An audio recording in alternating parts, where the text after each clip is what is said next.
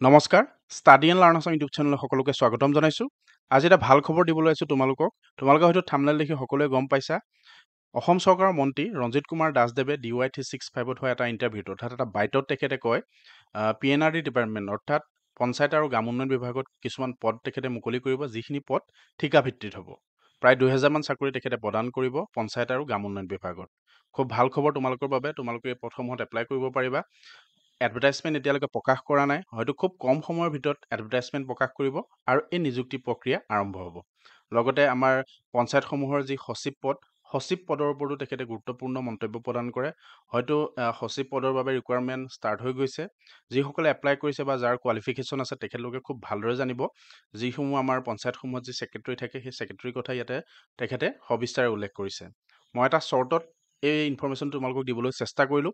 বহুসকল কেণ্ডিডেটে সেই শ্বৰ্টটো চাইছে। যিসকল কেণ্ডিডেটে সেই শ্বৰ্টটো চোৱা নাই, ৰঞ্জিত কুমাৰ দাসদেৱৰ যিটো বাইট, সেই বাইটটো যিসকলে চোৱা নাই, মই এই ভিডিঅ'টোৰ শেষত সেই বাইটটো ইয়াতে উপস্থাপন কৰি দিম। তোমালোকে সকলোৱে এপ্লাই কৰিব পাৰিবা। কোৱালিফিকেশ্যন চাই হয়তো বেলেগ তাতে পদ থাকিব। যিসমূহ ঠিকাভিত্তিক ইতিমধ্যে আমাৰ পঞ্চায়তৰ সচিবৰ কাৰণে নিযুক্তি প্ৰক্ৰিয়া আৰম্ভ হৈছে। ইয়াৰ উপৰিও আমি যিসমূহ ঠিকাভিত্তিক প্ৰায় 2000 পদ আমি সৃষ্টি কৰিছোঁ আৰু সেইবোৰো অতি শীঘ্ৰে নিযুক্তি হোৱাৰ সম্ভাৱনা আছে। সমগ্ৰ পঞ্চায়তৰ হক ভিত্তিক ইতিমধ্যে আমাৰ পঞ্চায়তৰ সচিবৰ কাৰণে নিযুক্তি প্ৰক্ৰিয়া আৰম্ভ হৈছে। ইয়াৰ উপৰিও আমি যিসমূহ ঠিকাভিত্তিক প্ৰায় 2000 পদ আমি সৃষ্টি কৰিছোঁ আৰু সেইবোৰো অতি শীঘ্ৰে নিযুক্তি হোৱাৰ সম্ভাৱনা আছে। সমগ্ৰ পঞ্চায়তে হওক, জিলা পৰিষদে হওক, ইতিমধ্যে আমাৰ সমাপ্ত কৰিছোঁ আৰু বাকী অকল সমাপ্তই নহয়, ইতিমধ্যে প্ৰশিক্ষণবোৰ চলি আছে। জিলা পৰিষদৰ সভাপতিসকলৰ প্ৰশিক্ষণ চলি আছে।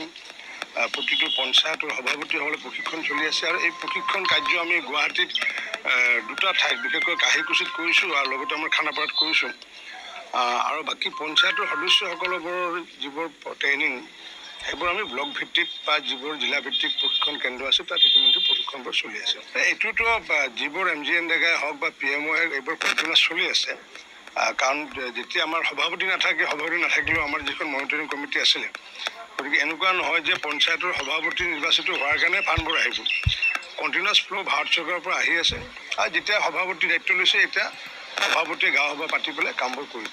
চাওক, যেতিয়ালৈ অসমৰ মানুহৰ হৃদয়ত ভাৰতীয় স্বাভিমান আৰু অসমীয়া স্বাভিমান